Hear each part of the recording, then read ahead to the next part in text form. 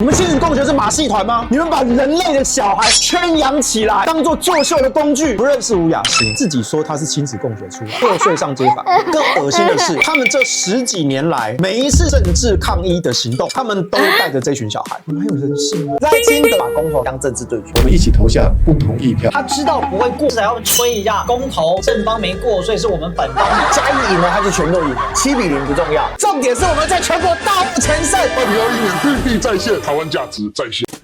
Ladies and gentlemen, welcome the host.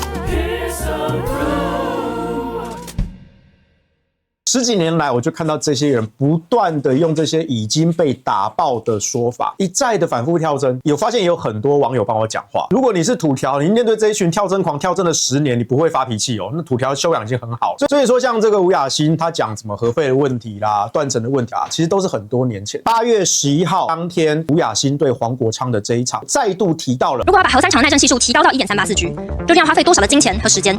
目前没有人能够给出明确的答案。雅欣啊是0，因为已经做完了。甘崇伟他就说，世修你要看这个报告啊，明明是按照传统完整严谨的方法，还是0.72啊。那你说的那个1.384G 是台电在福岛核灾之后做的一个快速评估跟补强。国际上我们还是要用这个传统的方法，要做完整的哦，要把每一个零件都要做到1.384G。你已经承认了，台电确实有一个报告，把核3厂从0.72G 拉到1.384G 的耐震。你也承认这一个加固跟评估是福岛核灾后的做法。正常的逻辑下，福岛核灾前的耐震评估跟加固，跟福岛核灾后的耐震评估跟加固，你觉得哪一个比较严格？甘崇伟说不行，你要按照福岛核灾前的那一套方法做，然后要把每一个零件，我不管它是不是核心元件，重要的不重要的，哪怕是你那个厕所马桶上的把手，都要抓到1.384G， 你要做到那种程度。他说那个不算1.384G， 其实是几年前你们反核方要求的。台电这份报告是去年底更新的，就是按照你们的要求，你说要安全停机，你说要美国的 Shack Level 3的评估，你说以前的台电的评估都不是最新的，不是最严谨的，一定要美国 Shack Level 3。然后去年底更新的，真的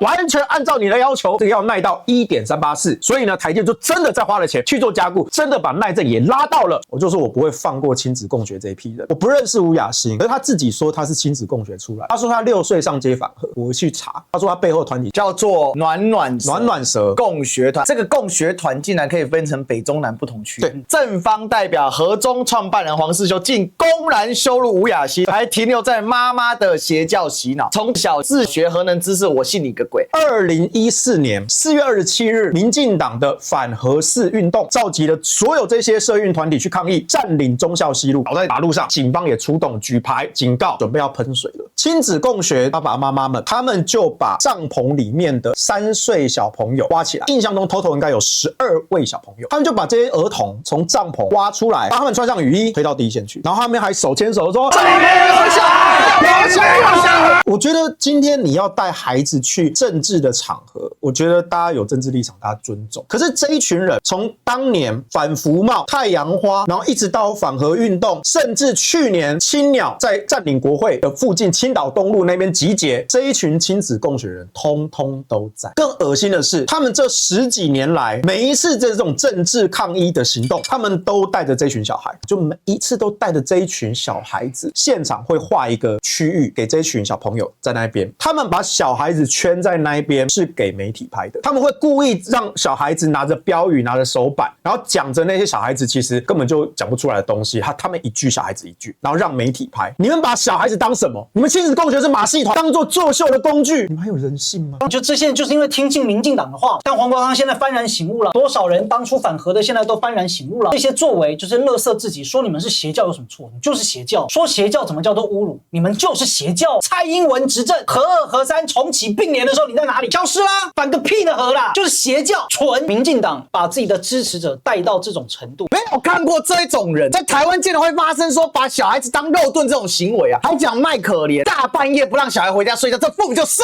职，让小孩子面临水枪的强烈冲击。花了10几年的时间，这一批人体工厂终于产出第一批成品，放到社会上来，可怕啊！所以我说他们邪教有什么错？完全就是邪教。这种超级提纯的过程当中，它就变成某一种自我繁殖，然后形成一种新的群体。所以我当青鸟出来的时候，我一开始没有察觉到这个问题。可是最近青鸟狂化的症状，尤其今年开始越狂化的时候，我们终于找到青鸟的底气跟源头，跟它的组成是什么。而这个教育生态链是他们完全以自学或者以家庭教育取代学校教育，甚至隔绝社会教育所形成的一种内部的一种纯血化的群体。当然，这个纯血化的群体它不是以血统为主，而是以思想精神世界为主。好恐怖啊！因为他们所创建的类似的，他们有可能在学校接受正规教育，但是他们回家还有课后教育，然后也是这样的团体。那像在最激进的是，他连学校教育都不要，所以他可能有很多层级啊。最核心像吴雅欣这种是完全的浸润在这样的一个疯狂的青鸟培育教育之中。再次额的可能是他在学校有读书，可是他回家之后他是在培训的，那也有可能是假日班，然后呢也是跟你打着啊我们公共学习啊、公共参与啊，就来骂蒋中正啊什么之类的。而且我觉得最可怕的就是他们都是抓小学生，6岁反核，为了要创造他们纯血的国度。因为我一直在想青鸟为什么那么疯，但我一直想青鸟的疯狂是社群造成的，是它是有群体支撑的，也是它有母种子，那它有一层一层的。赖清德宣布重启核电2个必须3个原则，823一起投。第一个必须就是核安会必须依法订立全审查程序办法，第二个必须是台电必须依照核安会订立的办法自行自我安全检查。3个原则叫做核安无虞、核废有解和社会共识。大家是不是忘记了核三才刚停议没多久？核三超危险，不是他才停3个月。蔡英文的8年都在对啊，他不是转得好好的吗？那怎么瞬间他就变成一个超危险的东西了呢？你如果真的觉得他危险的话，那么蔡英文刚上台就应该关了。蔡英文上台还把它重启并联呢。他本来是已经停机的1号机、2号机，有的在休息，然后呢，哇，赶快恢复。本来说啊，这个什么休息期啊，然后维修期啊，赶快恢复。所以现在这边鬼扯，哇，核三他妈很危险，危险个鬼啊！他才刚关3个月，他说真的危险，为什么可以开这么久？赖清德下这个命令，基本上他又把公投拿来当政治对决。他知道不会过嘛，所以他要先下入宣布这个战场，到时候不过就是他。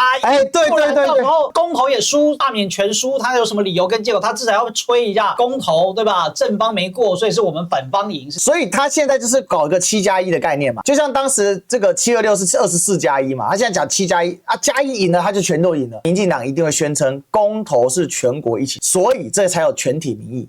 罢免只是局部民意，而且那里本来就是深蓝区，所以你们赢得很正常。所以接下来他们一大肆宣称7+1嘛，7-0不重要，重点是我们在全国大获全胜。2021年绿地再现，台湾价值再现。其实赖清德做这件事情是要决斗公投，而且把公投作为他认为他的主流民意的展现。这讲错了，他应该告诉大家不要去投票，因为最后投票率不会过，所以他要告诉大家不去投票。他现在告诉大家说去投不同意，那不同意也不会超过25了。那表示什么？表示你也领导无方啊。那你跟当初蔡英文、苏贞昌不是一样？蔡英文、苏贞昌啊，整天他们拿着光剑，然后拿全台到处办宣讲，对，那也没有到25啊。真的每次讲到这个，我真的感触良多啊。我们2018年公投榜大选，9合1选举加10张公投票，最后投出来，通通都过关嘛，对不对？就是民意的展现嘛，中间选民都有表态嘛。那2021年第一个是因为疫情的余波，然后延到12月，其实也是因为疫情的关系，大家出门的意愿比较低。然后第二个是，其实原本我们2019年就联署成案了，原本是要绑2020蔡英文的连任总统大选，